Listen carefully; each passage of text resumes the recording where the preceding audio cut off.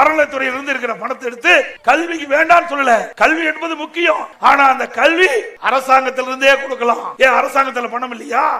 நாங்க இவ்வளவு அரசு கலைக்கல்லூரிகள், மருத்துவக் கல்லூரி, பொறியியல் கல்லூரி, வேளாண்மை கல்லூரி, கால்நடை மருத்துவக் கல்லூரி, சட்டக்கல்லூரி, இப்படி ஏராளமான கல்லூரியை நாங்கள் திறக்கின்ற பொழுது ஒரு சாதாரண கலை மற்றும் அறிவு கல்லூரி கூட அரசாங்க நிதியிலிருந்து கட்ட முடியவில்லைன்னா இந்து சமய அறநிலையத்துறை சார்பில் பள்ளி கல்லூரி கட்டக்கூடாதான். அறநிலையத்துறை சட்டத்திலேயே கல்லூரி தொடங்க சட்டம் இருக்கு. மறைந்த பெரிய பக்தவத்சலம் காலம் தொடங்கி மக்கள் தலைவர் எம்ஜிஆர் அவர்களே முதலமைச்சராக இருந்த போது பழனி ஆண்டவர் தொழில்நுட்ப கல்லூரியை திறந்திருக்கிறார். அந்த கல்லூரிக்கு கூடுதல் கட்டடத்தை போன முறை நீங்கள் திறந்து வச்சீங்க. அறநிலையத்துறையிலிருந்து பணத்தை எடுத்து கொடுத்தா எடப்பாடி பழனிசாமி கொதிக்கிறார்.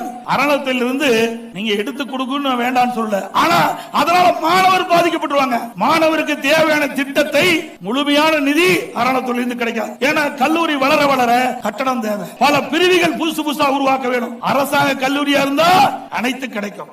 ஆனா அறநிலையத்துறையில் இருந்தா நிதிகள் பெறுவது சிரமம். மாணவர்கள் பாதிக்கப்பட்டுவாங்க. மாணவர்கள் பாதிக்க கூடாது என்பதற்குத்தான் இதை நாங்க சுட்டிக்காட்டினேன். ஏன்னா ஏற்கனவே பல்கலைக்கழகத்தில் இருந்த உறுப்பு கல்லூரியில் இருக்கிற மாணவர்கள் பாதிக்கப்பட்டான்னு சொல்லிதான் அரசு கலைக்கல்லூரி ஆக்கணும். அதே மாதிரி கூட்டுறவு சர்க்கரை ஆலையில் இருக்கிற பாலிடெக்னிக் எல்லாம் பாதிக்கப்படான்னு சொல்லிதான் அதை அரசு பாலிடெக்னிக் கல்லூரி ஆக்கணும். அப்படிப்பட்ட நிலைமை அறநிலையத்துறையில் துவக்கப்படுகின்ற கல்லூரிக்கு வரக்கூடாது என்ற உன்னத நோக்கத்தோடு மாணவனுடைய எதிர்காலம் கருதி அரசு கலைக்கல்லூரி துவங்கள் என்றுதான் வேண்டாம் என்று சொல்லவில்லை. ஏன் அரசாங்கத்தில் பணம் இல்லையா? திவாலாகி போச்சா?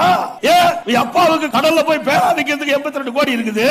மகன் திரு உதயநிதி ஸ்டாலின் தார்பந்தை நடத்துறதுக்கு 42 கோடி இருக்குது.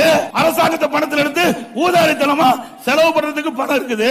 மாணவர்கள் கல்வி கற்பதற்கு அரசின் சார்பா அரசாங்கத்தில் பணம் இல்லையா? திவாலாகி போச்சா?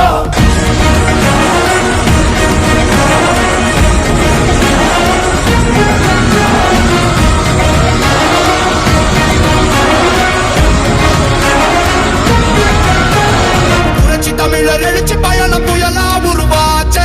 பல வருஷம் கழிச்சு நினைச்ச கனவு நிஜமா நடந்தாச்சே. புரட்சி தமிழர் எழுச்சி பயணம் புயலா உருவாச்சே.